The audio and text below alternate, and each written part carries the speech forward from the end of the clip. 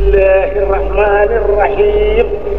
ألف لام ميم ذلك الكتاب لا ريب فيه هدى للمتقين. mbokk jullit yi asalaamaaleykum wa rahmatullah ndigalu Serigne Touba Serigne Mountakha Bassirou Mbacké xalif général des Mourides yàlla na fi yàgg lool te ànd ak wér ci kilifteefu Serigne Bassirou Mbacké Abdoul Khader porte-parole xalifa bi ci njiital Serigne Mouhamadou Xaban Mbacké Falilou jiite daara alxuraani ca Touba comité de coordination grand prix international Cheikh Ahmadou Bamba Khadimou Rassoul pour le Saint Coran di kuréel gi amal jongante alxuraan bi ñu tuddee Cheikh Ahmadou Bamba Khadimou Rassoul ànd ak comité d'organisation Magalu Touba ñoo yëgle bés bi àdduna bi yépp di xaar di bés bi ñuy joxe prix yi ñeel fukki ndongo ak juróom yi raw ci jongante bi muy grande cérémonie remise des prix ñu di ko amal ñeenti fan ci safar dëppoog àllarba fanweeri fan ak benn ci weeru août 2022 10 heures ci suba ci kër Serigne Touba ga Touba Daaru Manaan ñu di ko yëgal mboolem jullit ci biir réew mi ak bitim réew rawatina mboolem kilifa diine yi Serigne daara yi ndongo daara yi waajuru ndongo yi ak mboolem autorité administrative yi ci réew mi ñu di leen fàttali ne jongante bi ci boppam di concours bi dinañu ko amal ñaari fan ak ñetti fan ci weeru safar ca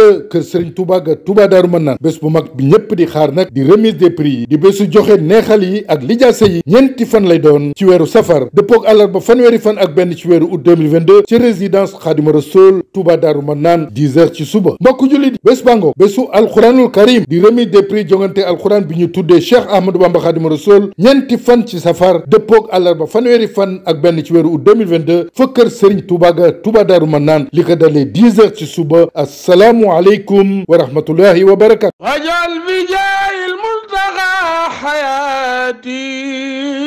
حياتي رعاية القرآن ذي الآيات